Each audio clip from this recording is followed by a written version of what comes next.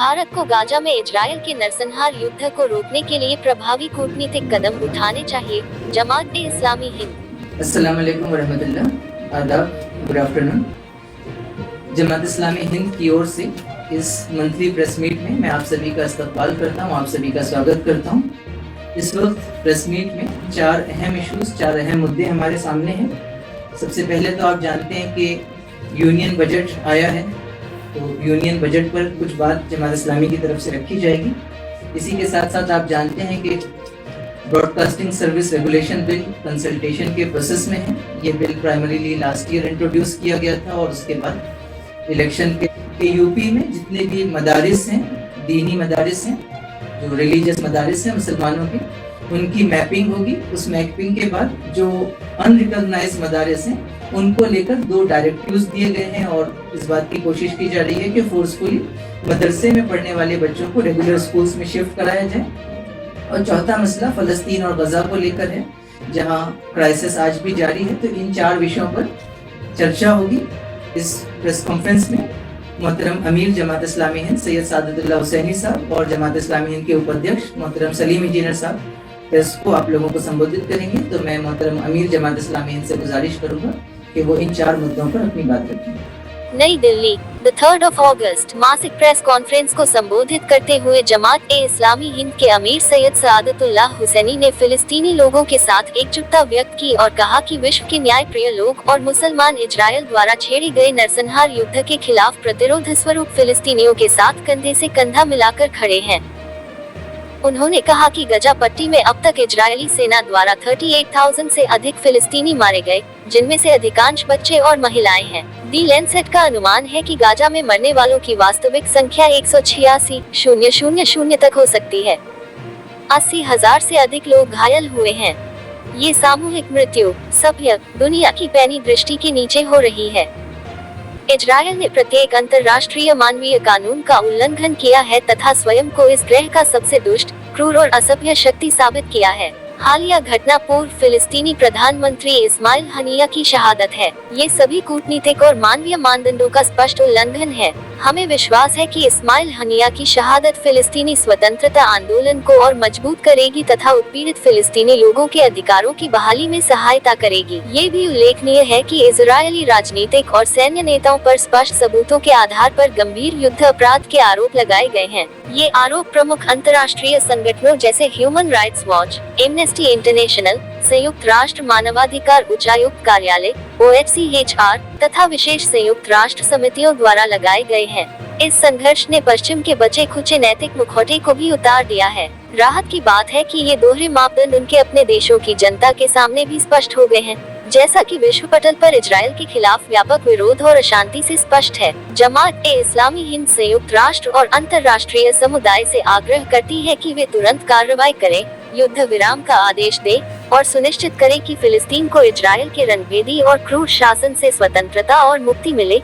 क्रूर इजरायली शासन के सभी युद्ध अपराधियों को गिरफ्तार किया जाए और उन्हें कठोर सजा दी जाए। हम अपने देश के लोगों और सरकार से ये दोहराना चाहेंगे कि फिलिस्तीन का समर्थन करना केवल मानवाधिकार का मुद्दा नहीं है, बल्कि यह भारत के स्वतंत्रता संग्राम और इसके संविधान के मूल चरित्र का भी मुद्दा है। सभी प्रकार के साम्राज्यवादी अन्याय के खिलाफ संघर्ष और उत्पीड़ित लोगों की स्वतंत्रता हमारी राष्ट्रीय नैतिकता का मूल है। हम कई नागरिक समाज आंदोलनों की मांग का भी समर्थन करते हैं कि इजरायल को सभी प्रकार की आपूर्ति, विशेष रूप से हथियारों की आपूर्ति तुरंत रोक दी जाए और अंतर्राष्ट्रीय कानूनों के घोर उल्लंघन के खिलाफ जोरदार आवाज उठाई जाए तथा गाजा में इजरायल के चल रहे नरसंहार युद्ध को रोकने के लिए प्रभावी कूटनीतिक उपाय का आग्रह किया जाए।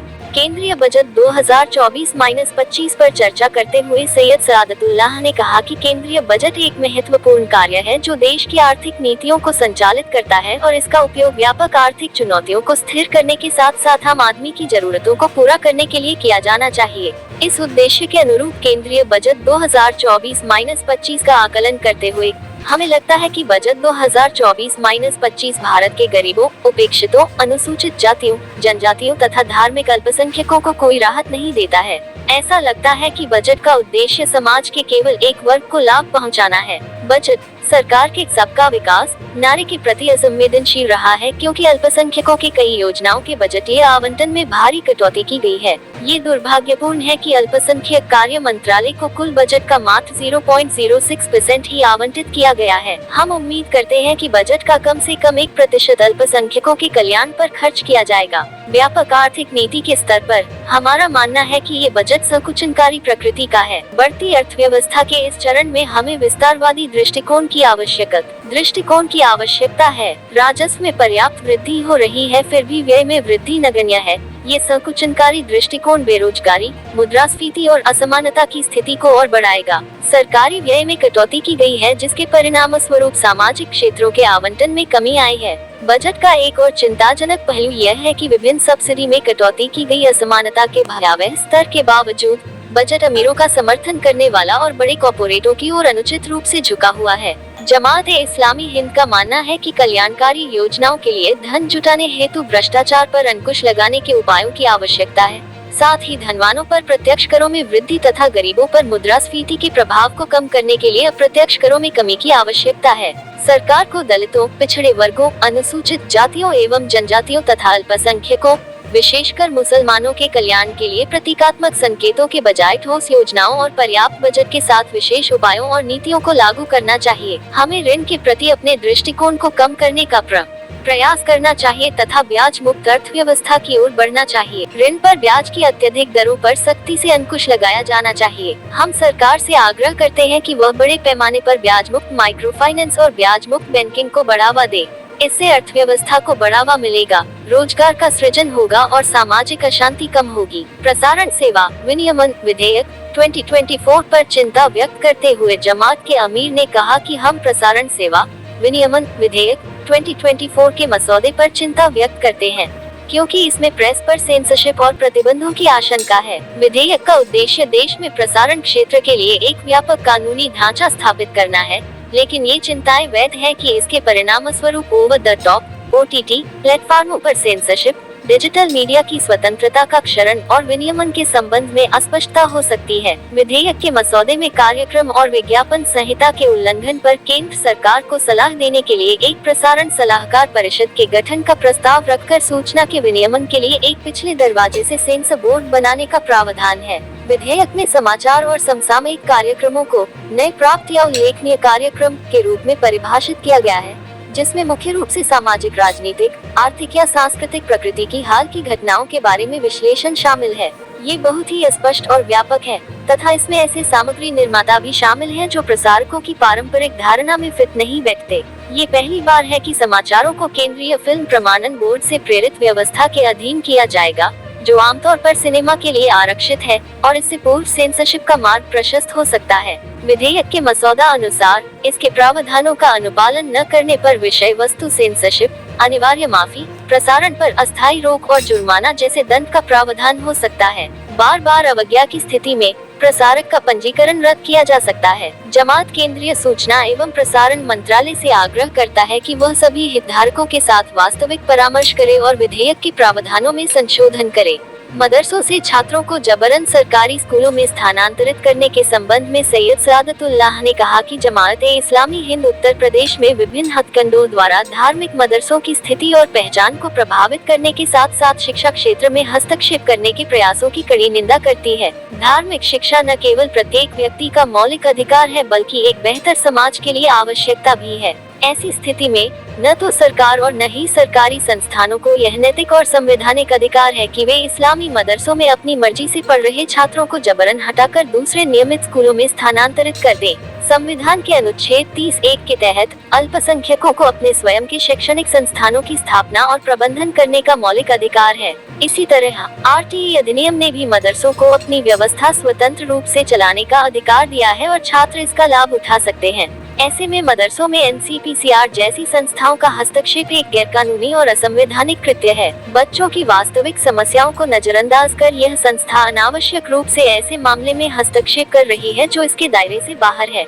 हम उत्तर प्रदेश सरकार से इस मुद्दे पर जारी अपने शिक्षा विरोधी सर्कुलर को वापस लेने की भी मांग करते हैं, जिसके तहत जिला अधिकारियों को गैर अनुमोदित मदरसों, सरकारी आंकड़ों के अनुसार राज्य में ऐसे 8,449 मदरसे हैं कि छात्रों को सरकारी स्कूलों में स्थानांतरित स्थानांतरित का निर्देश दिया गया है। हमारे देश में जहां लाखों लोग रोटी, कपड़ा, मकान, शिक्षा, सार्वजनिक स्वास्थ्य सुविधाओं जैसी बुनियादी जरूरतों से वंचित हैं, मदरसा लाखों बच्चों को मुफ्त भोजन और आवास के साथ गुणवत्तापूर्ण शिक्षा प्रदान करता है और अपनी प्रभावी और स्थिर शिक्षा प्रणाली के माध्यम से इसने कई पीढ़ियों से महत्वपूर्ण लोगों को तैयार किया है जिन्होंने देश और मानवता की सेवा की है, जिनमें स्वतंत्रता संग्राम के प्रमुख नेता भी शामिल हैं।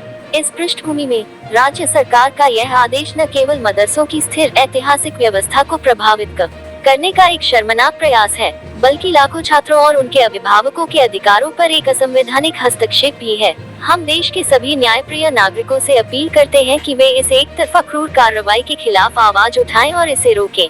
केरल के वायनाड में हुए भूस्खलन पर जमात-ए-इस्लामी हिंद के प्रयासों के बारे में मीडिया को जानकारी देते हुए सैयद सआदतुल्लाह ने कहा कि हम केरल के वायनाड में हुए दुखद भूस्खलन से अत्यंत दुखी हैं। हम अपनी हार्दिक संवेदना व्यक्त करते हैं, पीड़ितों के परिवारों के लिए प्रार्थना करते हैं तथा घायलों के शीघ्र स्वस्थ होने की कामना करते हैं। हम सरकारी प्राधिकारियों से आग्रह करते हैं कि वे बचाव एवं राहत कार्य अत्यंत तत्परता एवं युद्ध स्तर पर चलाएं। वायनाड और पश्चिमी घाट में भूस्खलन की घटनाओं में वृद्धि काफी चिंताजनक है। भूस्खलन प्रवण क्षेत्रों की पहचान करने और इन प्राकृतिक आपदाओं को रोकने के लिए दीर्घावधि उपाय शुरू करने की तत्काल आवश्यकता है। हम आम जनता और स्वयं सेवकों से चल रहे राहत एवं बचाव कार्यों में योगदान देने का आग्रह करते हैं।